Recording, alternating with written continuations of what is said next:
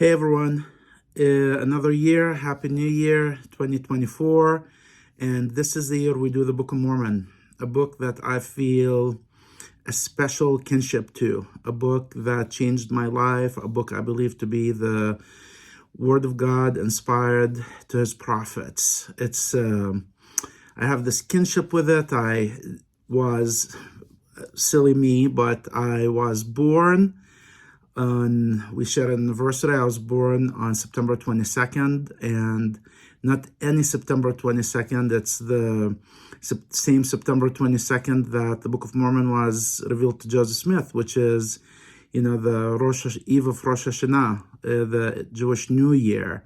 And I was, and this doesn't happen the same year every year. It's not the same 22nd of September every year. I was born in the Hebrew year 5728, and so anyway, it's the same year that the Book of Mormon was revealed in. I translated the Book of Mormon into Arabic. I was the lead translator on it, and we're not going to end up with the same translation I did because it has to go through ecclesiastical review and a whole bunch of hands get into the translation, but I translated the Book of Mormon, and so that gives me a special attachment to it as well.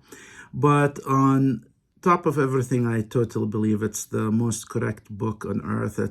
And I totally believe that man can get closer to God by reading it and studying it and adhering to its teachings more than any other book, including the Bible. I totally believe that with all my heart. I'm a convert to the church, and I believe that my understanding of the Bible and both, Torah, Tanakh, and the New Testament improved and got clarified when I read the Book of Mormon. And that's the topic for another thing. But what I'm going to do this year is I'm going to try and do simpler things. I'm not going to make it as involved or as long. So I'm going to do a little bit every day, and hopefully that will work with you. But I'm going to start from the beginning. I'm going to start with the title page, written by the hand of Mormon, and just make a few observations about it, because from the get-go, the title page has a lot of authenticity to it. It's authenticity as to being a Jewish work, authenticity as to where it came from and the way it's written. But what gets my attention when I read it first is that it's an abridgment, but then there are the words that it's written by way of commandment. And one of the 613 commandments that the Jews have is a commandment that every Jew has to write their own Torah. They have to write it by hand. And what they do is, when they can't do that or when they don't want to do that, is they commission it to a scribe, a special scribe. They spend years of their lives learning how to write Torah properly. It's an art. The distance between letters have to be a certain way. The letters have to look a certain way.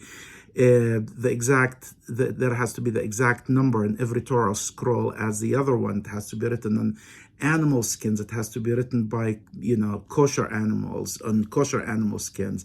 It has to be written by a quill from a live animal, kosher bird. So it has all of these requirements. So it's a commandment to write Torah. And I believe with all my heart, and I'm going to talk about this as we progress, that the Book of Mormon is the Nephites and Lamanites' Torah. They wrote it based on the Torah they had, which are on the brass plates, and they expanded on the Torah, which is also a very Jewish thing to do. So that's the first thing that attracts my attention, is that it's written by way of commandment. And it's also written by spirit of prophecy and revelation, and it's written and sealed up. And I totally also believe that's written by spirit of revelation. But it is the writings of man. It is the writings of man. That's why we expect to have issues in it. And I guess every Jewish scribe, even nowadays, would tell you that it's impossible. It requires a lot of work and discipline to write a perfect Torah scroll. That's hence, and given the material that the Nephites were writing on, and given their understanding of those requirements, they end this title page by saying, if there are any faults, they are the mistakes of men, and condemn not the things of God. Torah scrolls are always fixable. There are ways to fix them if a scribe makes a mistake. Of course, there are other things that happen that can deem them totally of no use. But I find that really interesting.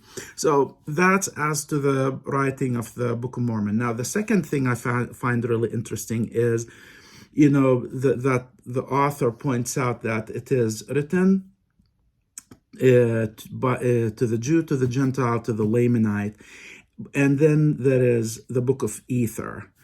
So, as I said in my earlier podcasts about the Old Testament, specifically the Torah and the Torah, the first 5 books of Moses, there is the Abrahamic covenant, and there is what the Jews to this day believe is the Noahide covenant, the covenant that God made with Noah after the flood.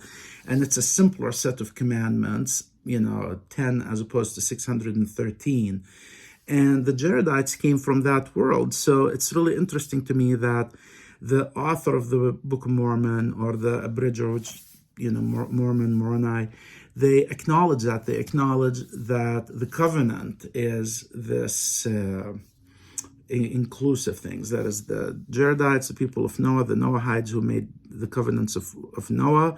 And then there is the Lamanites and the Nephites who lived in this tension. I wouldn't use tension even. I would say there was this knowledge of the covenant of Abraham, Isaac, and Jacob, but also the new covenant with Christ, or the expanded covenant with Christ. And they were also aware of the covenants of Noah, and hence they included the book of the Jaredites. So all of these things are the things that attract my attention when I read this first page of the Book of Mormon. I hope you don't skip it. I hope it's an essential part of your study as you start the Book of Mormon. I'm really excited about it. As I said, I'm going to do a little thing every day. I would love it. If whoever I know on Facebook, it's really hard for videos to reach people. They have their mechanism, and to be honest, I do not have the energy and time to spend in promoting my own stuff or having it reach more people. But it would help if you comment and share. But comments are even more important, because I want your questions, I want your feedback, I want your in-depth questions. I want you to push back against things I say. So I encourage you to do that, because it will help us all understand this precious book. And that is my first thought about the Book of Mormon.